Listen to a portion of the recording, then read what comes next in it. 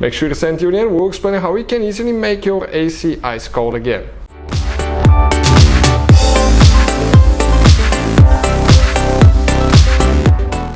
Hey guys, welcome back. Thank you guys for watching and subscribing to the channel. Today will be super helpful video to any of you guys having Mercedes C-Class guys.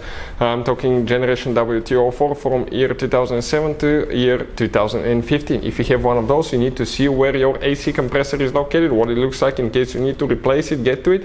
Stay with us, we'll explain that in this video today guys. We'll also explain where you can buy cheap Freon refrigerant and the recharging kit as well, so make sure to stay till the end.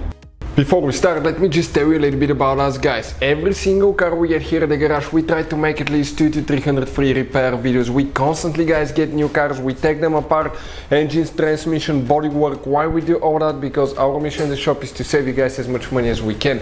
All we need guys in return, please subscribe to the channel, like the video, that way we can keep making these absolutely free videos. And if you guys need to buy any parts, tools for your Mercedes or car at a really good price and quick shipping, check out the link in the description of the video below. That's where we get all our tool supplies from, and you can guys save a ton of money. Let's start on it now. So we have guys that C250 2013 model that we'll be demonstrating on. Now the AC compressor, air conditioner compressor, is driven by the serpentine belt. We have the belt removed here guys, and that belt started failing at 65,000 miles. We have a special video that explains how often to replace serpentine belt. Check it out on our main YouTube channel, How to Repair guys. It will teach you all about that. Now we'll have a step-by-step video coming very soon, how to replace the compressor. This is just a quick video for any of you that are practically guys looking for it, you know where it's located if you want to diagnose it.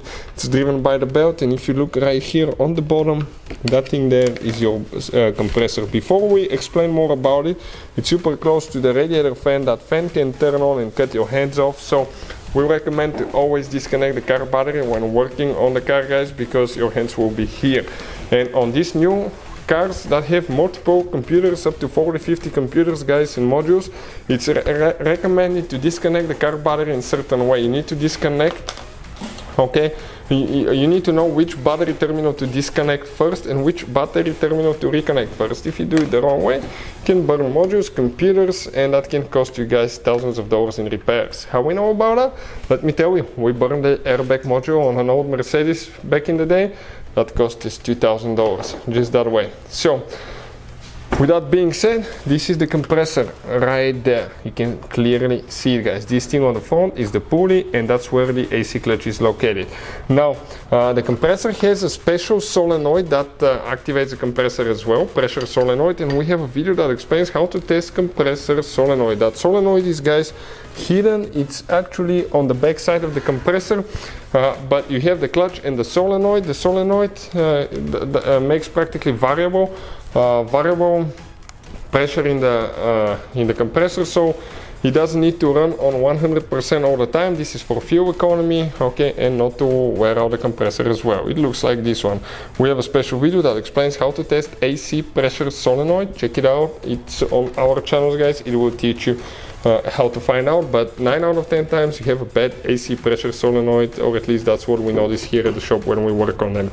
If you want to buy guys, okay, refrigerant at good price, quick shipping, we'll share a link in the description of the video below. Thank you for watching, and see you guys next time.